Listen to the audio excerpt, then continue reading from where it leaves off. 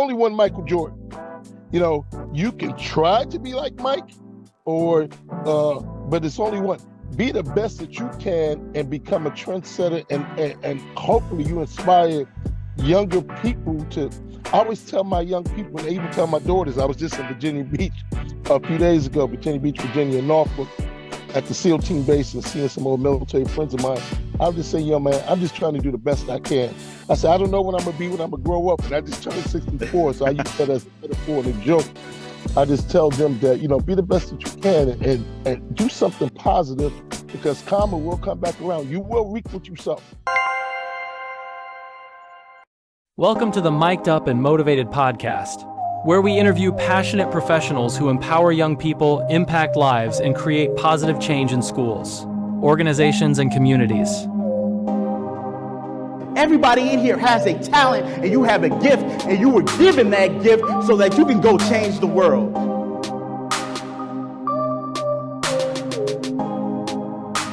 Welcome to the Mic'd Up and Motivated podcast. I'm your host, Jason A. Dixon, and I'm excited for today's episode. We have a special guest, Mr. Tony Branch, who is an author and motivational speaker who hails from Manhattan, New York, and was born or raised in the Bronx, New York City.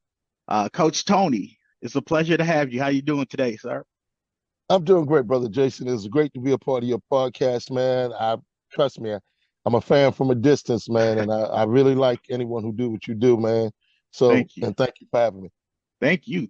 I know we as is the case with a lot of people I bring on a podcast.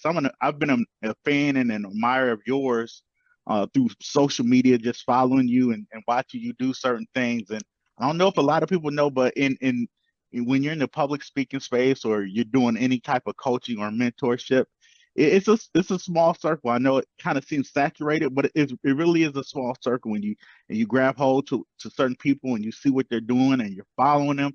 And I just want to commend you on all the work that you've been doing and all the things that I really have learned a lot from you in passing. So I just want to say thank you for all you're doing right now.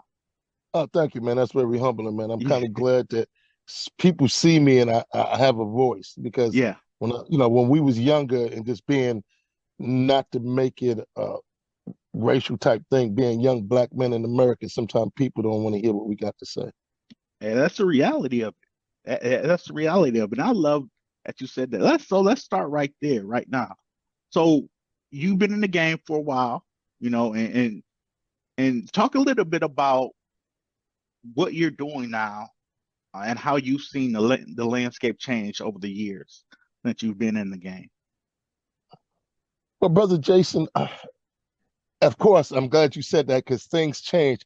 I notice things change every 5 to 10 years, just like clothes. Something that's in fashion then goes out of fashion, but just like a great renaissance, a lot of things come back. I just think our young men have lost their way because they got caught up into the status quo of what they think society expects of them. Everybody think us as men, or again, since we both black men, I'm going to focus on that because it's easy to speak what I know and I live.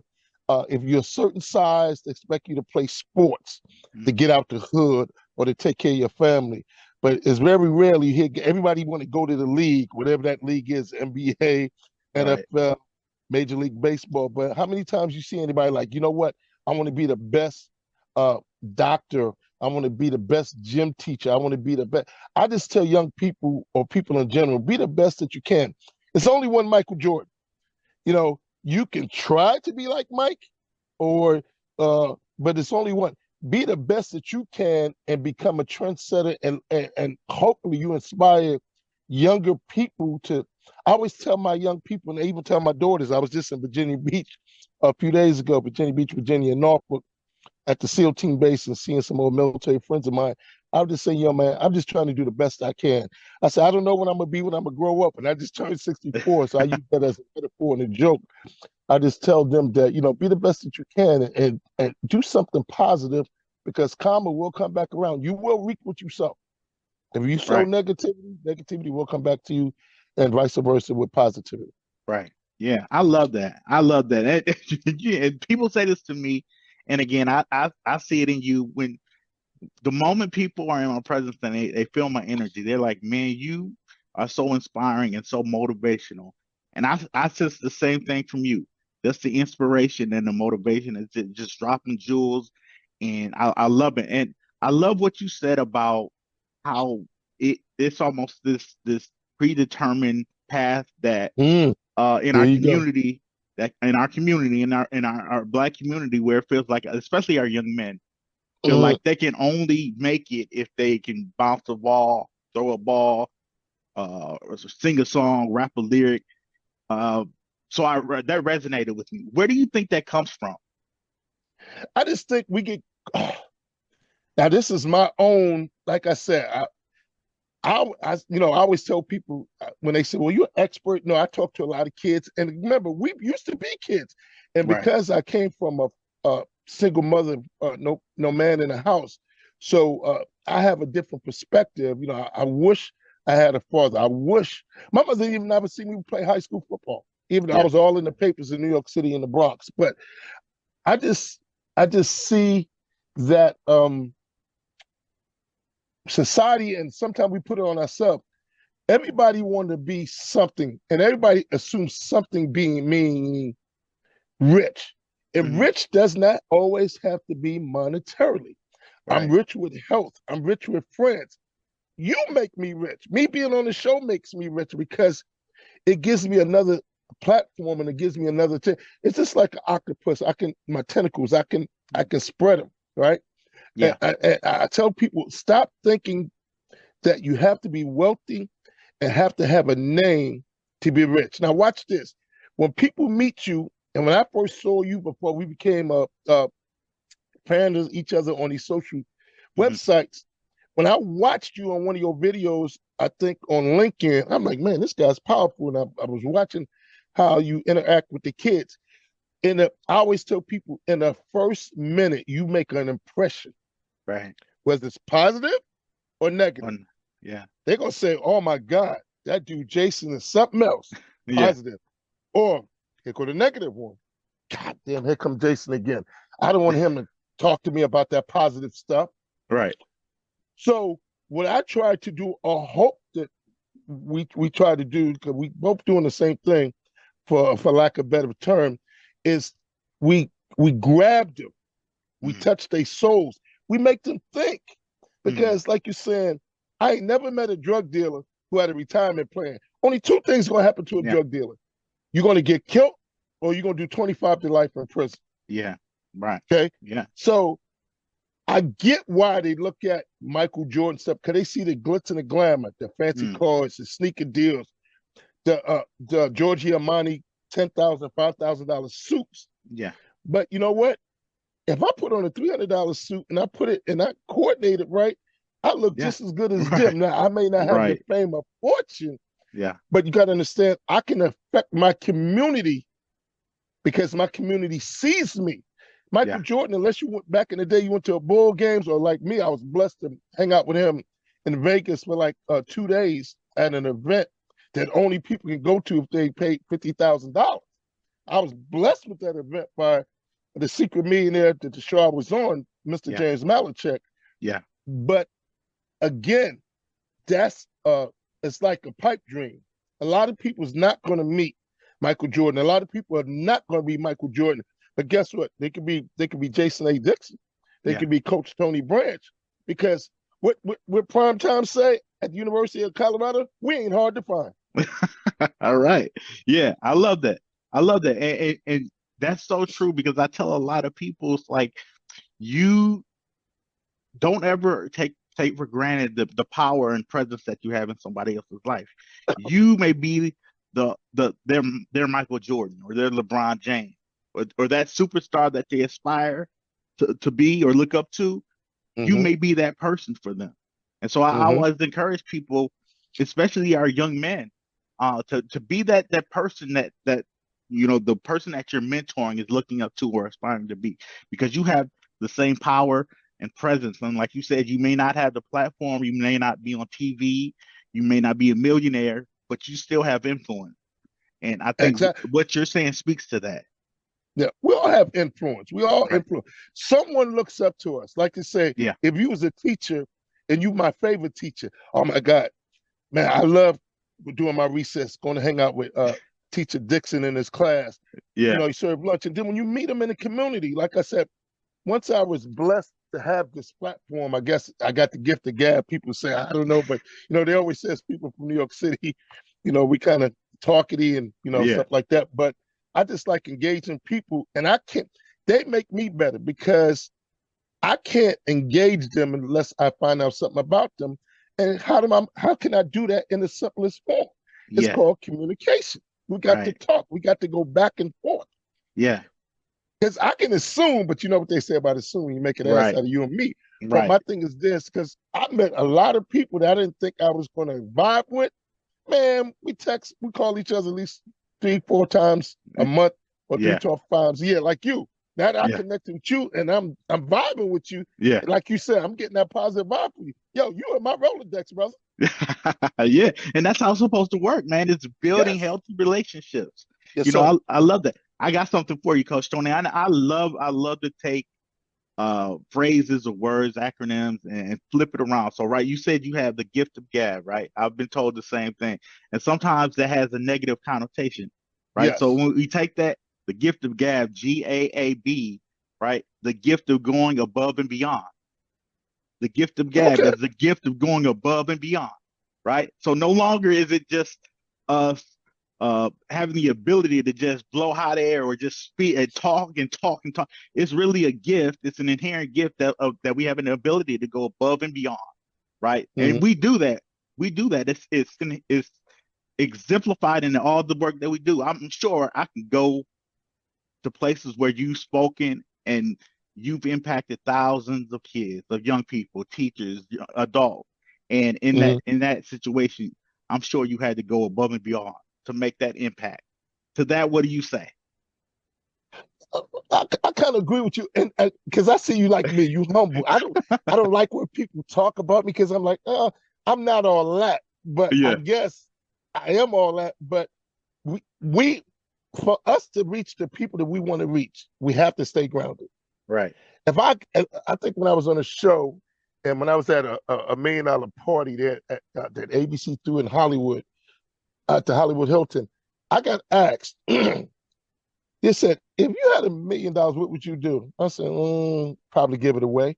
I'd probably buy me a newer car, stuff like that, because money don't make me or money don't define me. Mhm. Money is just a means of getting more stuff.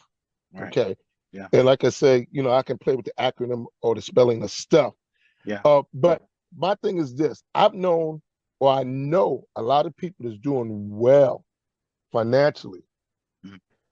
but they're not happy. Yeah. They're not Yeah. happy, brother. Yeah.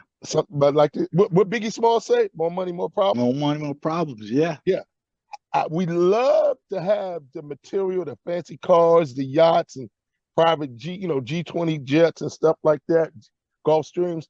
But do we Mhm. really want their problems? Right. I tell people no. I've been around people, and I've seen people they got 5 lawyers. They being sued because Mhm. everybody think when you got a name or money, you're a money grab. Like, Yeah. ooh, if you bump me in the car, all of a sudden my neck hurt. Ain't nothing wrong with my neck. I Right. just know Jason got some money, You're and right. he's going to settle this out of court. So I always tell people you got to watch and you got to look at fame and fortune. Uh, it's relative. It's relative to your lifestyle. If you all about money, then that's what it's about. I just think me and you are deeper than that, and people that do what we do, they're serious about it. Because there's some speakers out there, I hate to say they money grabbers. Mhm. Uh, they're into having a picture everywhere. Yes, we all use the social these social websites to get our platform out there. And I was advised to do it because I used to hate it a couple of years Yeah. ago. Mhm. Now I find myself, excuse me, posting at least 1 or 2 times a day, but there's always something positive or something I want to make you think. Yeah. I always send stuff out there to want to make people think, but I just think that our gift should be shared. Anything, it ain't a gift unless you share it with someone. And I've got one motivational speaker I listened to, and one I met said the same thing. He said, anyone that has a gift, we must give it away. Right. We have to give it away, brother, because before you know it, where did you learn that from? Well, you know what? I was sitting in middle school one day, and they brought in a speaker, Mr. Jason A. Dixon, and I learned this from him. Just like I don't remember their name, but they'll remember you. Whether they remember Right. your name, they can close their eyes. Like I said, I can remember Miss Banks telling me certain when I was at Dewa Clinton High School as a freshman, and shoot, I was a freshman in 1975. Yeah. So I don't even know if you was born yet. So see what I'm saying? 82. So certain things people tell you that's going to touch your heart or touch your soul, you're going to remember. Right. And I'm a big reader of Shakespeare, Baldwin, James Baldwin, and I went to the same high school. I love that, Oh, wow. that I'm an alumni with him at his high school in the Bronx. But I just think that we just have to, there's more than life, just working, making money, and then dying. Right. Who can we affect or effect or affect in a positive way? And then that way, when me and you are long gone, see our little disciples going out there teaching what we taught them years ago. Because even when we're gone, if we touch 100 kids out of every 1,000 that we talk to, is then they touch 100 kids out of every 1,000 they talk to, even though me and you long gone, see how our spirit, our journey kind of continue on because we sowed the seed. Yeah. And left a legacy. Yes, sir. Yeah. And that's what it's all about. I love that. And I love how and I just want to say this to anyone who's listening. This is our first time actually speaking, right? Our first time actually talking. Yes, sir. And what I love about this work that we get to do is like you get to meet people, and it's like it's the kindred spirit. Like you realize off the bat that, man, there's people out here who are doing the same thing that I'm doing, and it rejuvenates you. It restores your hope. You know what I'm saying? And this is something I see when it comes to our young people, especially our young boys and our young men. It's this hard, rough exterior. It's this anger. It's this, it's this bitterness, resentment toward the world that really stops them from being vulnerable and opening up and like we are, and developing those relationships and embracing their fellow brother, their fellow man. How can we change that narrative? How can we break through that? Well, for one, we got to stop letting someone write our narrative. We have to write our own narrative, because in society, especially in America, or in the hoods, whether it's in a good neighborhood or bad neighborhood, being sensitive or conscious of self, they think is weak. Right. So if they think it's weak, and remember, especially a Black man or man in general, no one wants to be assumed to be weak, because weak means you would try to take advantage of me. So then you have that hardened exterior. But watch this. Even the hardened criminal that's locked up somewhere, that's got life or possibly sitting on death row, they care about their mother. We all care about something. We all, even though society try to say hardened criminals are sociopaths, but that sociopath got a mother and a grandmother that he loves. Right. Now, he may not like none of us, but he does have some. So we have to we have to get them here in their chest. We got to get that heart. And it's okay to be vulnerable. I tell people, I read this book one time, it's okay for men to cry in the dark or something. I may have messed up the title or something like that. Man, I remember I used to be one of them guys, nobody gonna see me cry. Man, when I see stuff, man, tear in my eyes and stuff like that, because I've learned over the years that it's okay to not be okay. Yeah. Okay? Emotionally or physically. But once we dry our eyes and then dust ourselves off, how can I now, because we're all gonna give ourselves a pity party for at least 5 or 10 minutes, or hopefully no more than a day. Right? Yeah. How do I get up and dust myself off and keep going forward? How do I keep marching? How do I just keep marching forward? And sometimes, I ain't gonna lie, I've been blessed to do it. And when I mean I fail forward, a lot of times when people fail back, and when people fall back and fail back, they don't know how to get up, and then they get into that pity party phase and they just can't get themselves out of it. They start drinking, they start smoking, they start doing illegal drugs, or they just give up on life. Yeah. I just think us guys, we got to let our young men know, because it's kind of hard to talk to someone in their 40s and 50s now. But even though we try, it's going to be hard to change them. We have to get them before they get 16 years old. Yeah. Just because you cry in front of your friends, that don't make you a punk. That don't make you soft. Yeah. That just make you human. Right. You got emotions. It just makes us human, man. Yeah. We just got to let them know this okay. It's okay. Come from a sincere place with it. Yeah, because they can tell. They can tell if it's real or fake. Oh, absolutely. They can tell if you fake. Yeah, absolutely. Yeah. I coined this term, too late tears. For us men, as men, too late tears. Okay. I'm going to write that down. Too late. And you know what I'm talking about. And I'll just share a personal example. The first time I ever saw my dad cry was at my grandmother's funeral, his mom's funeral. Right. And so in our society, especially when it comes to us as men, like you said, we're not encouraged to share emotion, to be vulnerable, right? But like you said, we're all human and we're going to break down at some point. And too often we're encouraged to cry the too late tears after the person has already died, after the judge has already sentenced the brother to 25 years in prison, after you're already in the handcuffs in the backseat of the car. Right now, it's okay to cry those too late tears. Right. We got to encourage our boys and our young men to cry before the trauma, before the drama happens, before the travesty is taking place. Like, don't cry after the fact. Cry before, because, and I tell parents this all the time, if their kids are out there gang banging, doing drugs, not following instructions, coming home too late, I tell the parents, like, let them see you cry, because when they're laying there in that casket and you're crying over their dead body, they're not going to be able to see the impact, right? But those are too late tears. I tell parents all the time, let your kids see you cry, because those tears can save their lives. Yeah, I'm going to coach you on that, if you don't mind, on my next post, which is going to be sometime tonight. My thing is this, brother. You, man, you got me thinking up here, bro. You're right. No, because wow, that's deep. Too late tears, man. Too late tears. But you're right, man. Yeah, they're hardened and this, that, but like you're saying, when they getting sentenced and they get thrown in the back of the police car, you're right. Yeah, and that's when the emotion comes out. Yeah, and we made us we kind of, man, desensitized to stuff.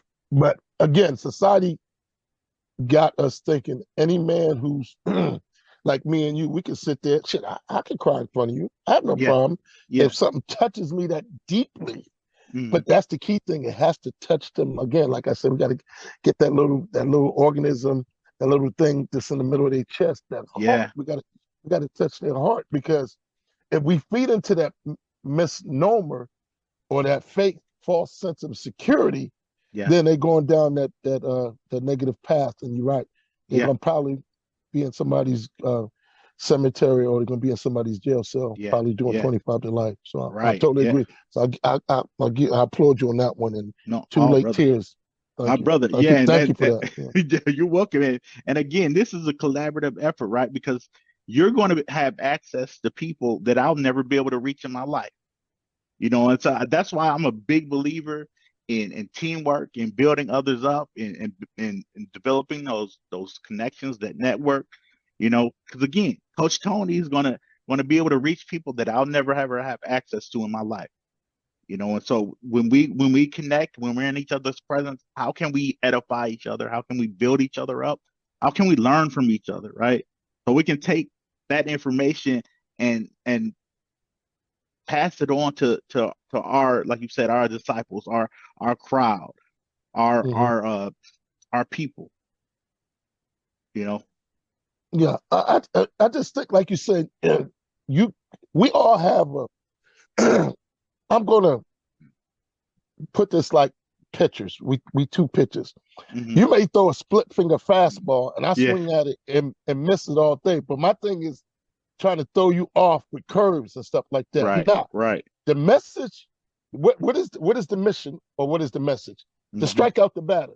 Right. You just use your platform or expertise or what you do best, and I do this, but the message is still the same. We just Right. use different. You throw the split finger, I throw the Right. curveball. Yeah. No, I So love that. yeah, so but our job is to get them out at the plate Right. and don't Right. give up no runs, just Yeah. to try to hopefully secure a win for our team. Yeah. So Oh, I yes, love it. I love it. yeah. So again, I love what you do, and man, the next time I do something out here with some young people, man, because like I said, when we go for a break, we're gonna talk. I may have you come out this way, man, and show you some love, bro, Oh, and hey. let you bring that OHIO here to the state of Indiana. Yeah. Don't say Yeah. that too loud, because you know we Big Ten foes, Right. we Big Right. Ten foes. Yeah. But yeah, let you bring your thing, bring your love, Oh, bring that brother Dixon love out this way. I love that. And you know, like I said, I've been saying it, this is a collaborative effort, and the feeling is mutual. And I love that. And again, this has been a great first half. And we're going to take a break, and you're listening to the Mic'd Up and Motivated podcast, and we'll be right back. You are listening to the Mic'd Up and Motivated podcast presented by Inspire to Reach Higher.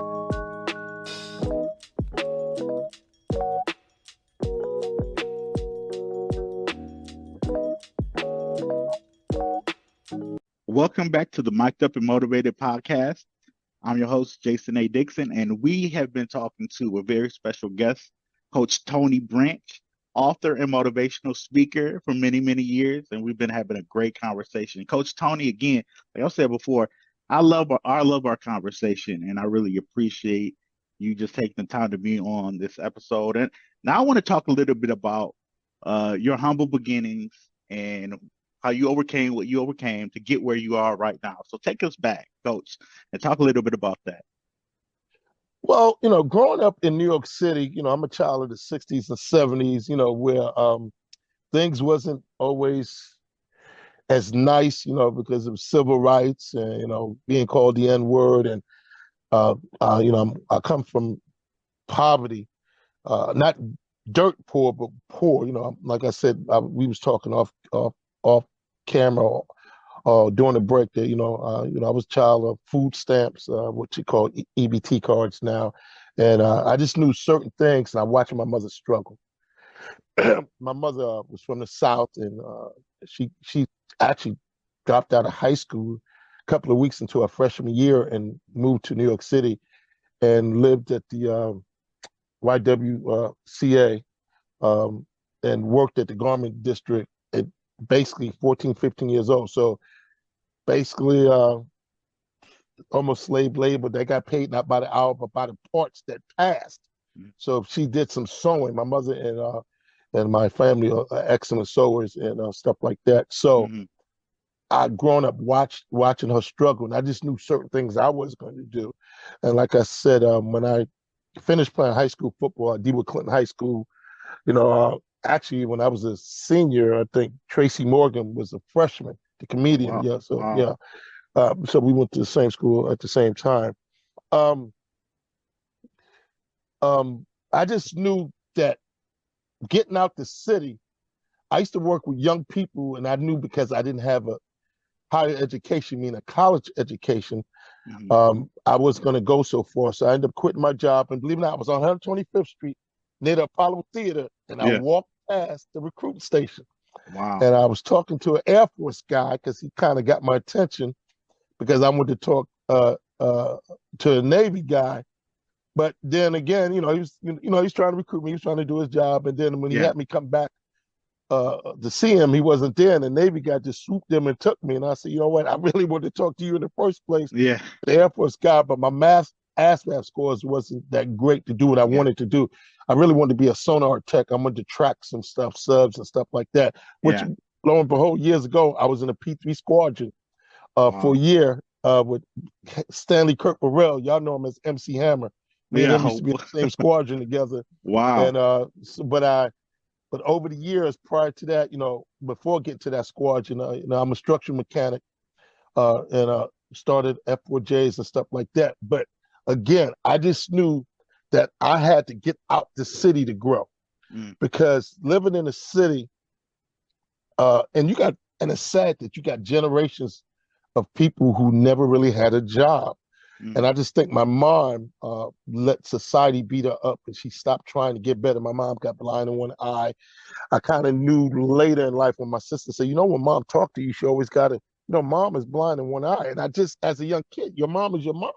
Right. And I just never, but as I got older, I noticed her one of her eyes would drift. And I like, oh my God, my sister Kim was right. But that just propelled me to just want more out of life. I didn't know how I was going to do it, Brother Jason. I just knew if I just keep chugging forward and just try to be a good person. I ain't gonna lie, I was underage drinking and doing stuff that people in the city do. Never really was into drugs. I smoked a joint once or twice but I was like, that wasn't my vice. I was an athlete, so I was always playing ball, football, and stuff like that. And I did that in the military, in the middle squad, and also was able to also play for our air wing and our ship. And then, of course, that's how I ended up playing in a league with the French pros out over in France. Yeah. Then, my career in the military just kind of took off a little bit, and I decided, you know what, I got 9-10 years in. If I make it to 12, make it to 15, I might as well stay to 20, and that's how it went. But along the way, I helped at orphanages. I was, especially in the Philippines, the boat or the chaplain would always grab some of us and say, "Hey, man, let's go to these orphanages and do something to help build stuff." And they loved American candy, Mr. Good Bars, because our candies to them are sweet compared to their stuff until I got to France. Yeah. France and was kind of different. They sweetness, how they eat and stuff like that is a little bit different. They palate is different than ours. Right. And then when I got out, I just kept doing it, donating time and money, and then like you're saying, ABC was doing a show, Secret Millionaire, and they got a hold of what I was doing by whatever channels, and it was found it very unique that I was kind of like Coach Carter with girls. Remember the movie with with Samuel Jackson? Classic. And they decided to feature me on the show again with Mr. James Malachek. I owe him everything, and he had me come out to Vegas and meet some people. Had me meet Michael Jordan and a couple other people, and ABC did, had me go to I never went to a millionaire party. I was tipping people. They said, "No, don't tip them. This is all paid." I was wondering why the guy keep bringing beers. I'll have 2 or 3 beers in front of me, but again, coming from the hood and not being at millionaire type parties with Hollywood stars and athletes. That's why I first met Shaq as well. Yeah. And stuff like that. But just karma again. I've been put around good people, and they see the goodness in me. And like I said, I remember the first time a millionaire, I ain't gonna say his name, but you probably ate at one of his restaurants. He said, "Hey man, let's be Facebook friends. Can I get your number?" I'm like, "What? Yeah. Why you want my number? Like, I ain't nobody." Who? Yeah. But like you said, we all are somebody. Yeah. Yeah. And he found value in me, and I found value in him, and we still Facebook friends today, stuff like that. And it's just that, and I've helped some kids go to college and helped them get scholarships. I done came out my pocket a good chunk of money, but it was all worth it. I used to be a manager at U.S. Steel, one of the leading steel companies here, Gary Works. They recruited me out the Navy. More or less, because I didn't want to go to the airlines. I got tired of working on planes, man. And I'm one of these people, when I get tired of something or get bored of something, I'm able to move on. Right. And I tucked a little money away, sold some stock, and I just moved on. And now I live a life of, I kind of retired early because I had some health issues, but man, I still love engaging people. I still love trying to mentor to young people because that was something I didn't get. So, of course, since I didn't get it, and once I got a taste of it, kind of like you, because something got you to get that bug as well. Right. And then now I just, like you saying, or I said before, once you have a gift, you can't share it with other people until you give it away. Right. Yeah. And and that's the Yeah. life I live, man. A lot of people think I'm crazy, but then again, these same people that thought I was crazy now want me to speak at their Right. events. Right. So, Right. so because we different. Because I Yeah. guarantee you, when you first start talking uh, professionally or just doing it, because everything I do is not about money. I Yeah. give up a lot of my time, and I know you do the same.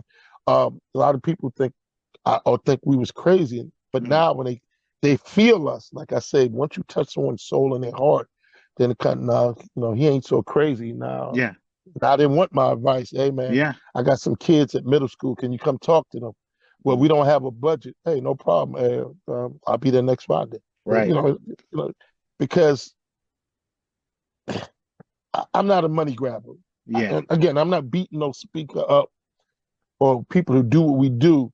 I just think it's got to be more than just money and, Right. and having my face on the front of someone's cover or on a marquee in front of a school. Yeah. Life is more than that. Yeah. And you can't put a price on a life. You can't put a Mm, price on impacting somebody's life or changing their mindset. You know, and but and I love, as I listen to your story and I hear about all the things that you've accomplished. I just think about, you use the word humble in the first half of our show, and I can see the humility, but I can also see the gratitude, and it pours out of you in everything that you do, and it's really a beautiful thing to see, brother. It really is. well, I appreciate it, man. Again, I love it. I love it. I love it. And even when I retired from coaching, like I said, I had nothing to give after almost 31 years. And like I said, my knees and my back was going bad with me. Going bad on me. I just, um, I just said, man, how can I? Because for us to touch people, uh, Brother Dixon, we have to again stay relevant. Yeah. And being relevant is having our nose to the grindstone and having our feet on the pavement. Yeah. So again, I can talk to corporate America, or I can talk to the kids about Drake and Kendrick Lamar having Yeah. a beef. Yeah. Because don't get me wrong, I'm from the city where rap started, Right. and Right. The Boogie the Down Bronx. But Bronx. yeah, so like I say, Cool Mo D and a fantastic, So like I said, my sister went to school. Yeah, my sister was an incoming freshman when Luther Vandross was an Okay. outgoing freshman at Taft High School in the Bronx, and you know, did some stuff, joined Chic, and I'm sorry, um, did another group, Change, but then again, she went to school with Edwards of Chic Okay. back in the day, doing the disco Well. craze. So being in the Bronx, if you got out there, you knew somebody who did something. Hmm. I rep my city, even though New York City for a long time um, got a bad rap, even though I haven't lived there since I joined the military. I go Mm. back, but I still rep my city, and I just Yeah. think we all should rep where we come from, good, bad, and different, Yeah. because it made us, it molded us, and it made us Yeah. the people we are today. Right. Right. Right. So I want to go back a little bit. So when you made that decision to go into the military, because Mm-hmm. that was around the 70s, right? Or 80s, the 70s? Yeah, I graduated high school in '79. I took delayed entry, um, and my first day in boot camp was April 21st, 1980. Yeah. 1980. Okay. So when you made that decision, because it's still around that time, still a rocky time for us, and the perception Mm. of the military and everything. Like, so when you made the decision to do that, what were people in your inner circle saying? Family, friends, what were they saying about your decision? Well, for one, they didn't like the Navy because the Navy had some racial stuff going on the aircraft carriers. If you notice, the Army is more black. The Navy actually have gotten more African American, to be politically correct, um, and Latinos. But normally, if you really look at pictures and look, the Army and the Marines, where most of the people that look like you and I went. Yeah. The Navy was kind of like, unless you was a steward or a cook, you know what I'm saying? Now I'm working on $100 million aircrafts, and they sending me Yeah. to school. Even though I was a C student, because I clowned around a lot. I just passed classes just to continue to play high school football. Man, I ain't gonna lie. I always tell people, don't be like me, because I was Right. the class clown and trying to party. Because when you start smelling yourself and start getting your name on the back of the New York Times for making interception, making blocks, and Right. running in touchdowns. So we all ego driven. We all go through that phase Yeah. of my sugar honey iced tea or shit don't stink. Um, but I just knew there was more for me out there, Right. but I had to get out there to find it. Yeah. I don't know if I would have been or be Coach Tony if I stayed in the city. Now, Yeah. I had a chance to work for FedEx, not FedEx, the guys in the brown uniforms, United States Postals. Uh, Yeah. uh, yeah, UPS. because yeah, UPS, yeah, Yeah. because I actually had to take an interview, but I was already in the military. I was home for a vacation, Yeah. and it was cold. I went with a buddy of mine, and believe it or not, I had to take the test and interview. They gave me the job, and they didn't give him the job. But I said, I'm Oh, already in the wow. military. So they said, why did you come down here? Right. Right. I said, well, because that's the only way I could get out the cold. So, long story short, uh, I'm pretty sure life would have found a niche for me, but that wasn't my niche. I would have loved it because I found that them guys got paid versus what I was getting paid in the military my first Yeah. year or two. Yeah. But I never regretted joining the military, man. I Mm. had some situations where I had to go to captain's mast. I Yeah. did, my first time in Africa, I got restricted to the ship because I was running my mouth and almost got in a fight. But I ain't gonna lie, the military turned me into a man, took that New Yeah. York City street out of me, and told me that there's going to be accountability to my actions and my words. Hmm. Because I can catch you deep with my words. It Yeah. don't necessarily have to be physically. You can verbally beat someone up versus physically beat someone. But at the end of the day, it's still assault. Yeah. You know what I'm saying? But so I had to learn that things I say, I'm going to be accountable for.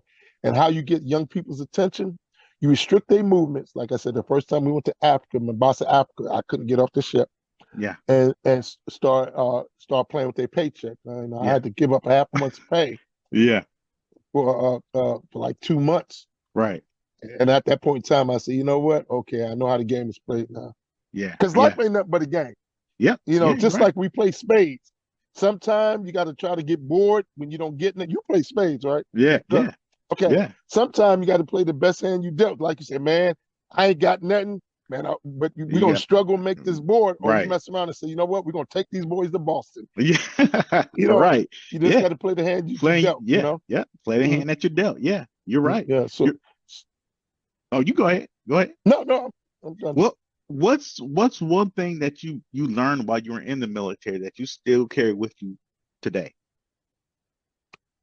Oh, wow. Man, that's a good question.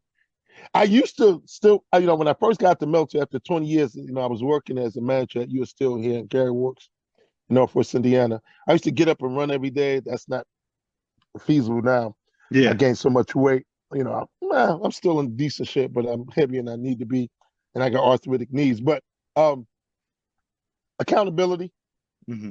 accountability, um, uh, keeping a sharp haircut. I started thinning, so I just took it all off. But As yeah, I we used all to do. keep up. Yeah, so keep the hair, look sharp. If you say you're gonna do something, do it. Um, um, yeah. Um, be, ha, being accountable for your actions, being a person of character. Yeah. Because at the end of the day, I can screw up and I can blame it on Jason all day long, but at the end of the day, that's just deflecting. Tony Right. Branch, you was the problem. So Yeah. how are we gonna but they say, how am I gonna get my military bearing back? Hmm. What they say, you gotta sit up straight and fly right, Right. that's what we have to do. And I just think in today's society, a lot of people, well, I want to blame the system. I want to blame the cops. I want to blame the boss that fired me. The boss fired you because you're stealing from your job or you wasn't coming to work on time. And he told you that 2 or 3 times. Hmm. So, and I tell people, no, it's accountability. You Right. lost your job because you wasn't doing what the guy paid you to do. Yeah. And you just thought you can come in 30 minutes, 40 minutes, 15 minutes late anytime you want to. Yeah. That's not how successful businesses are run. Yeah. So I always tell people accountability. So yeah, I would say accountability. Yeah. I love that. And that's a big word for me as well. In the stuff that I do. So I love that. I love that. So Coach Tony, you've accomplished some great things in your life, and you touched on a few of the things. You've met some amazing people. So talk a little bit about your accomplishments and what you're most proud of. I know you've received an honorary degree. You've traveled all over. You've met amazing people. Talk a little bit about those accolades and what they mean to you. Man, when I got my honorary doctorate degree in humanitarian studies from the ambassador of Burundi, who is now king, he got elevated to king. Yeah. HRH, Dr. Clyde Rivers, my amazing guy. Believe it or not, met him on a humbug and invited him out to eat. And I didn't know he was ambassador of Burundi. Wow. So when I'm with him, I fall under his his royalness. Yeah. For some reason, I'm lacking the word right now, Yeah. Yeah. but I fall under um, his entourage. So that's the word I was looking for. Okay. So I remember we was doing something, and I'm walking in with him, and he come back to Northwest Indiana. He used to do stuff here in Gary. That was a mind shaking. Here a young man. I call myself a kid, in a joking term. I got an honorary doctorate degree, and I struggled to get out of high school. I Yeah. said, man, ain't this world crazy? Yeah, I written for a couple of magazines and news articles here, and I wrote for a friend of mine who's a warrant officer out the Army. He had a black magazine out there in Scottsdale. I did articles for him. Hmm. And of course, like I said, I'm finishing up my 7th book now. Due to Congratulations. my a good friend of mine, she's helped me, Dr. Leslie Grace, and Okay. yeah, that's the person I just think you need to reach out to. She's doing amazing stuff in Yeah. Philly with financial literacy. Okay. Because a lot of times our kids don't understand money, and they think us parents, money grows on trees. They don't understand just because you have $1 million, you're not a millionaire, because Yeah. taxes off the top is only going to make you 650,000, and Right. then Right. after that, so she does a great job with that. That's Um, good. yeah, and I got some other accolades throughout the community and stuff like that, but that one and just being an ambassador in the community, do I change nations? Because he used to go to the UN and stuff like that. Yeah. We fall under. They're like in 120 countries right now. Yeah. Like I said, I'll get you some stuff, and maybe we can get him on here one day, Yeah. so he can talk to you. He can, when he's getting escorted around in certain parts of Africa and other countries Yeah. with bodyguards and stuff like that. I'm like, man, this is crazy. Yeah. Wow. So yeah. But I don't take my accolades, like my military stuff. I got them in boxes in Yeah. storage. Because it's a part of my life that I lived and I enjoyed it, Yeah. but now it's behind me. Yeah. Because if I keep looking behind me, then I can't see what's out in front of me. So Right. I'm not one of these. Even a lot of these guys, I don't hold it against them. They got an "I love me" room wall with the Yeah. the flag I got from President Clinton, which his office. I think flew over the Capitol a week or so before I retired. Yeah. It's still in the envelope they gave it to me in, the brown Yeah. envelope they sent it to me in, and my medals and stuff again in boxes somewhere. But don't get me wrong, I love this country. We got some things we need to fix though. Mm. Right. But again, I'm an American. I'm an African American, true and blue, and I wouldn't trade my position or my place in society for nobody, because Right. Yeah. I can't be you. I can only be me. And sometimes being me was tough. And some of Hmm. my friends I will tell you, being a friend of Coach Tony is kind of rough. Yeah. But at the end of the day, they see what I'm trying to do, and they be the Right. first ones to partner up with me. Hey, man, I want to donate $400. Well, let us match it. And hey, man, you got a book coming out. I want to buy 2 or 3. So these same people who really love you, will give you the truth. Right. People who want something from you will lie to you. Always Yeah. remember that. Yeah. I've had some people lie to me, but at the end, they expose themselves, and some, you just say hi from a distance and just keep it moving. You Right. can't have snakes and negative. Some motivational speaker that I used to listen to before I started doing this say you should always cut your grass. Yeah. This is why. If you cut your grass, you can see the snakes coming. If you don't cut your grass, only thing you hear is a hiss if you hear that before they Yeah. bite you. Right. So yeah. Yeah. I love that. So I love that. I try to keep That's my grass cut and keep positive people around me. yeah. I love that. So Coach Tony, I'm sure you will appreciate this. I love sports metaphors, and as I listen to you talk, uh this is how I would describe you. And a lot of people talk about the difference between the old school ball players and the new school ball players, right? So here's the difference that I see. You're the ball player that when you win the championship, you celebrate for a day or two. You put the trophy up and you get back to work because you want to repeat, right? The new schools, like, they win the championship, they get the trophy. It's like they go on a binge and they just living it up, and they forget about the fact that they got to do it again, right? Yeah, I look at you like that old school person, like, yeah, I did this stuff, I accomplished this, but I still got that drive and that determination to keep doing it over and over again. I'm not satisfied.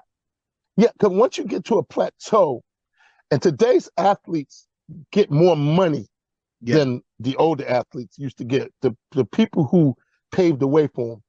But one thing about the older athletes, they always wanted to reach that plateau. yeah, Not once, not twice, what the Commodore say, three times a lady, yeah, but right. yeah, they always wanted to get there. You get an athlete today, they want it one time and they think they made it. They're But they got to good. Yeah, understand, even as coaches, I knew when I got my girls to the national championship game, even though I lost to Team Canada in Orlando and Walt Disney World, was okay. I can live off this being a number two team in the nation, even though I end up losing to a team out of Canada. But Canada drops down in New York and Detroit and playing our AAU tournaments, so yeah, they allowed to play in our national tournaments. So right, but I knew I could live off that for 4 or 5 months, and hmm then after that, I got to do it again, Got to do it again. or I'm a has been before I was a was, if that makes Yeah, sense to you. yeah, So I've been fortunate enough to have some undefeated seasons. Some of these kids, they didn't, they thought I was hard, but I just had to push them because they thought winning was easy, and it's not yeah, winning at the level we was winning. And I ain't gonna lie, AJ Downs, one of my favorite young people.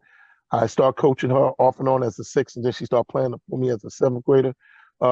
She helped put a 123 wins on my 600 win ring. I got nothing but respect for that little point guard. yeah, And like I said, even though I started out with boys, never thought I was going to get into girls basketball, but girls basketball really put me on the map. So yeah, sometimes it's not what you think is going to get you to the next level. mhm, God had a plan, and He had it.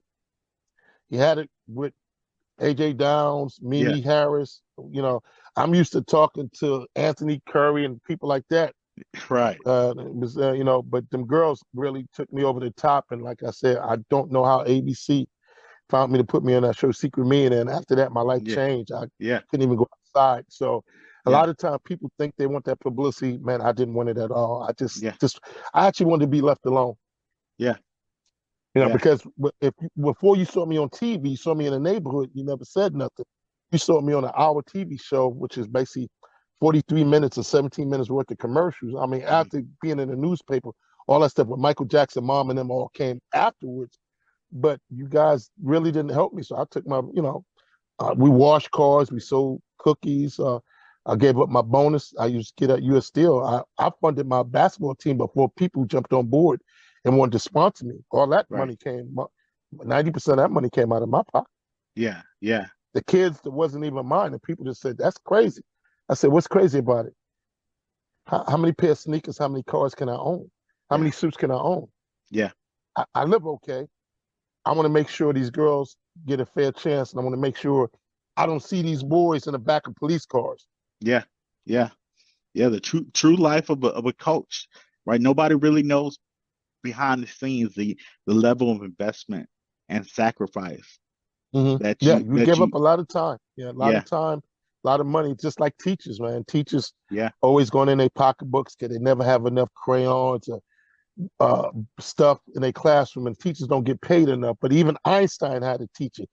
right, Even Elon Musk had a teacher. I just right, think our teachers, we got to do a better job in taking care of our teachers because, yes, you may be gifted, but until you find your gift or you master that gift, you yeah, sitting in Miss Jones' class, Miss Dixon's class, Miss Johnson's class, but we don't take care of Miss Johnson, Miss Jones, or Miss Dixon. See what I'm yeah, saying? yeah. Even The though I'm people glad that to see more males are getting into teaching now, especially males, men of color. yeah, Because back in the day when we went to school, watch this. I don't even know who your teachers was, but I'm gonna take a guess. Anglo-Saxon white female.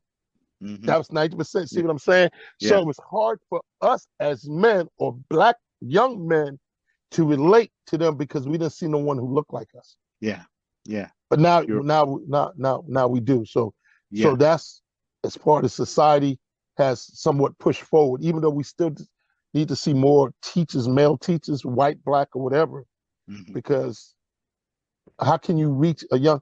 I can teach a man how to be a man. I can't teach a woman how to be a woman, just like a woman can't teach a man how to be a man. right, right, yeah. And the importance of you being out there, myself being out there, in whatever capacity it is, whether it's an educator, a speaker, a coach, as long as you're giving back and you're mentoring and you're reaching people, it's important for them to have that visual to see us doing those things because again, you can't be something or aspire to be something that you haven't seen for yourself. You haven't seen it modeled for you. Exit model. You have to envision it or see it Yeah, to be it. yeah, You know what I'm saying? Because yeah, other than that, until I watch this, you gotta, even though people don't realize we seeing each other, but when they hear it, they're gonna just yeah, hear audio.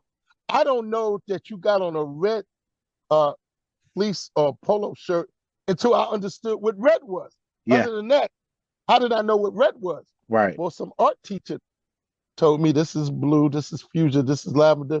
Yeah, Someone taught us. yeah.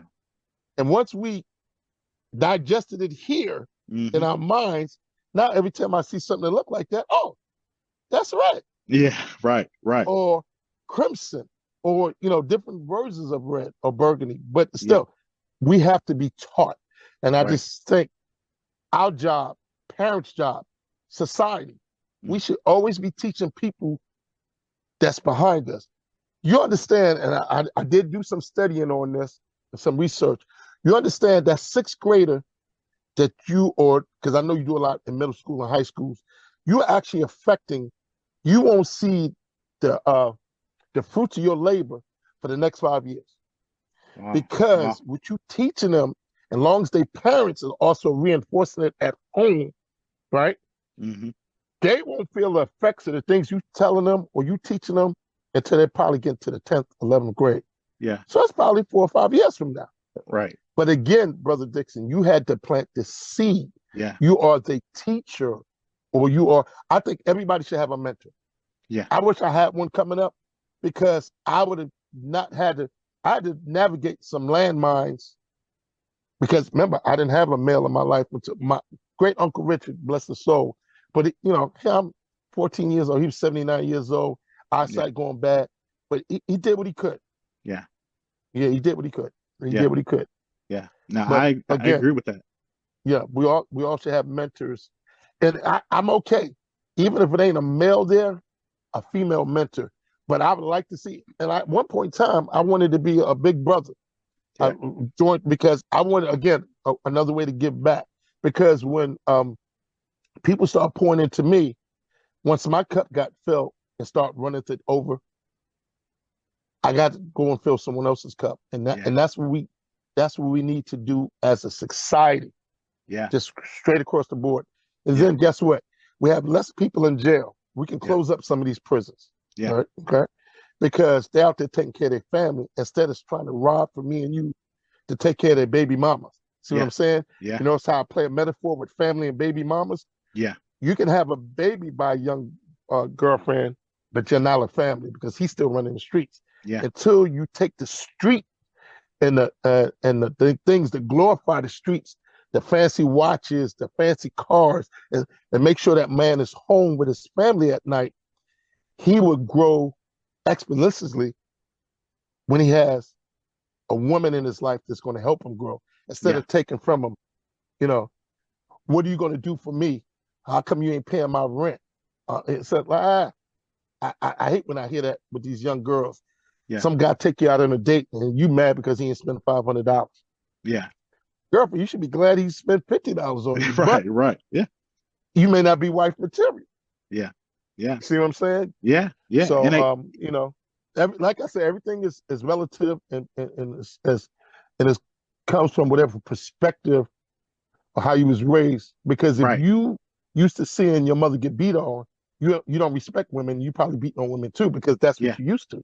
Yeah. But you saw. Yeah. Yeah, but you better not put your hand on my daughters or my sister or my wife, or we're gonna have a problem. Yeah. So, because I was always brung up respect the weaker or the weaker of the two, which is normally the female. Now, don't get me wrong, there's some tough females out there. Yeah. But again, in society and the Bible say, we supposed to take care our wives, the women, our children. Yeah. A man that don't work don't eat. You know what I'm saying? So Right. No, you're right. I love that, and I do a lot of work also engaging boys and men on ending cycles of domestic violence. So I love that you talked about that and what healthy masculinity looks like, and like that shifting the healthy masculinity. narrative. Yeah. Yes. So I love that you said that. So Coach Tony, let's wrap up on this. I want to talk a little bit about all the things that you've accomplished. Like you're working on your 7th book and you've done all these things, right? So in this chapter of your life, what's next? What are you hoping to do, accomplish? What legacy are you trying to leave? What's next for Coach Tony? Well, I don't look at my life as trying to leave a legacy. I just think if you do enough things, like I said probably 15 minutes ago, our disciples make sure our legacy live on. Right. Because where did you learn that from?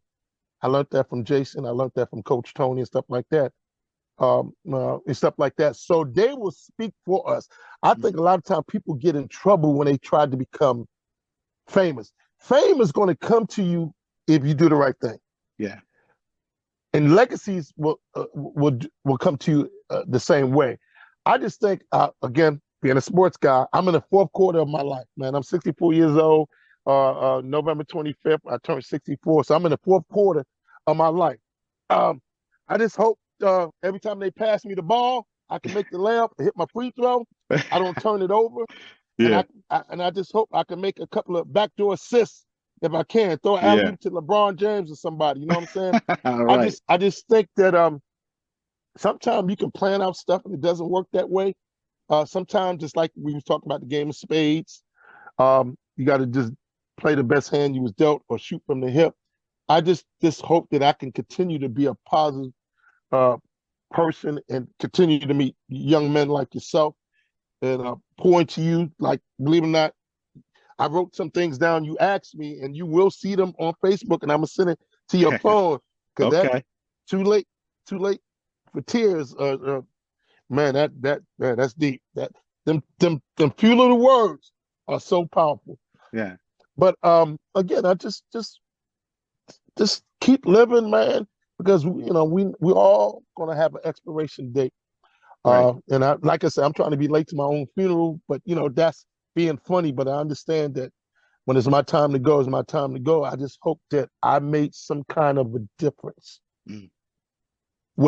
Whether it was here or where I used to live, or just someone reading my book and saying, man, I never really thought about that because, I don't know how you grew up, even though you listened to how I grew up. And like I said, I'm not embarrassed from the way I grew up. It's just, it is what it is.